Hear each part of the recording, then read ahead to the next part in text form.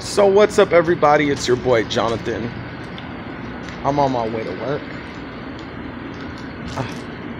So I'm continuing the crazy incel story. So last time we left off, this guy named Michael was snatched up by some unknown force and sent to some weird Matrix-style fantasy dimension where he lives in a kind of nerd dorm with like 8 other people, right? So he met 4 of the people. He met 3 of the people, and he was trying to meet the other 5. So he knocks on one of the guy's doors, and the guy opens up, and then there's a ghoul standing there, and the ghoul is wearing video game t-shirt, maybe some cargo shorts, looks like a zombie, gray skin hanging off, bone exposed at some places, and he's dripping green goo from his mouth and dripping green goo from his eyes, and Michael just has a shock on his face, and the guy just yells, "Get out!" and he slams the door in his face. And Michael is just standing there shaking like he can't believe what he just saw.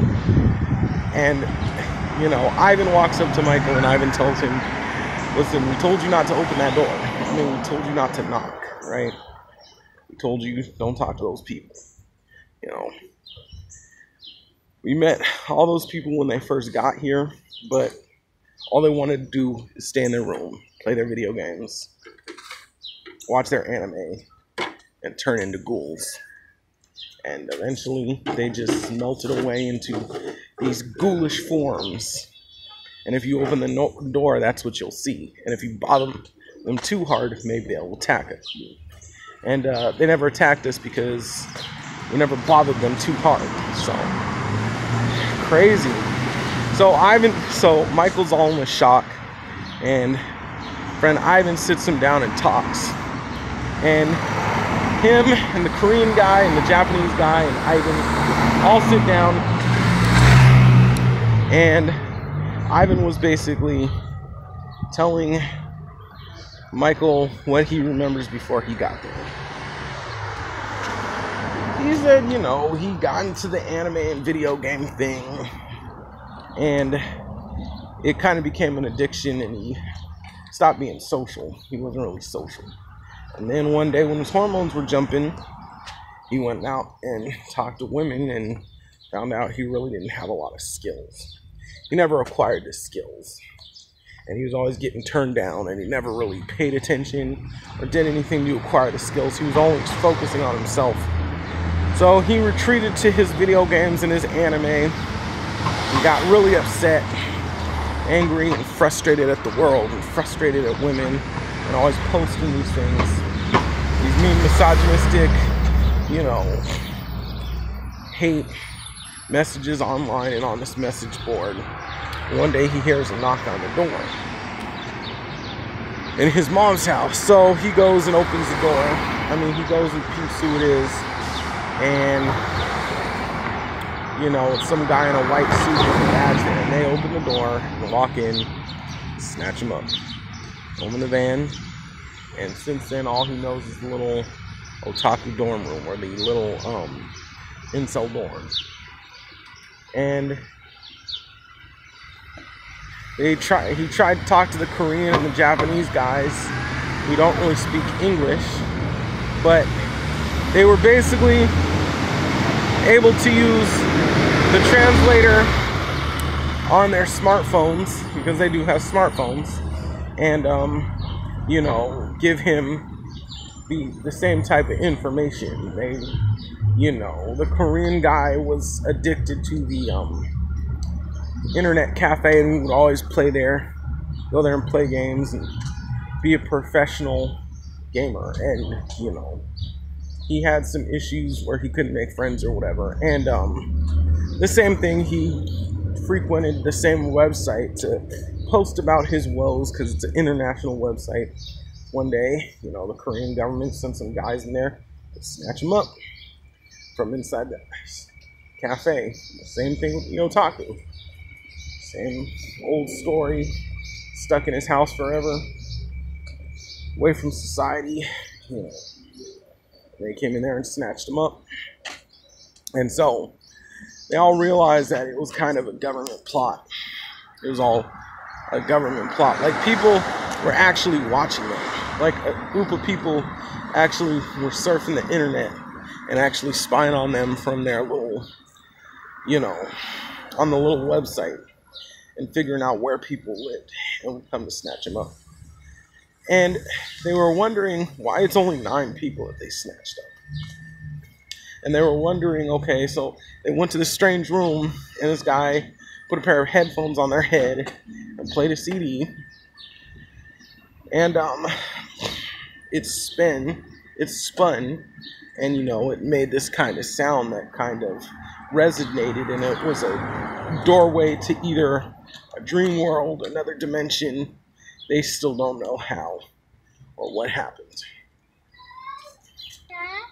And they watched the video again, and, you know, they understood that the guy said they could leave anytime they wanted to. And they're still trying to figure out what that means. Like, how do they leave? Like, they can leave anytime they want to. How does that make sense, right?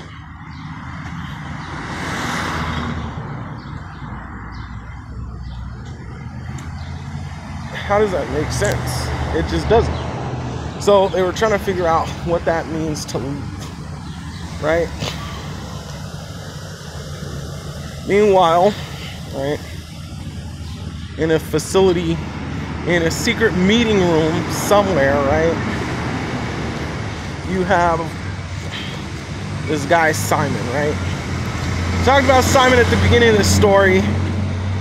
You know, he's a white guy, nice suit on, bright white hair, bright blue eyes, like, just scary, right? And accompanied him next to Simon is just this old school businesswoman, you know, with the whole with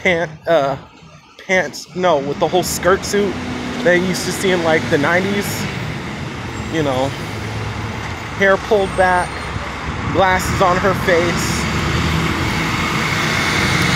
Another man they call the Pharaoh, right? The Pharaoh was sitting there, you know, a black guy, right, with an ankh around his neck, right, which is a Egyptian hieroglyph, and then on top of that, right, he was all decked out in these military fatigues, but all black. It wasn't camo, it was all black. But it was military style cargo pants, military style shirt, military style really high boots that were laced up and his pants were tucked into them. He had a military style baseball cap on and these Coke bottle glasses. And they used to call him Pharaoh. And Pharaoh, the background on Pharaoh is he was from Egypt, and in Egypt, there was this ancient story that when there were bad kids, you know, these demons used to come and snatch them up and make them disappear. And so they became good. And when the kids became good, they would be transported back into the world from wherever they came.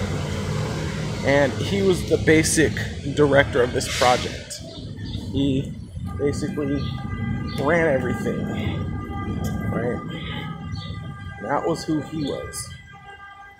And he made sure that the kids disappeared, and he, you know, decided when the kids got back.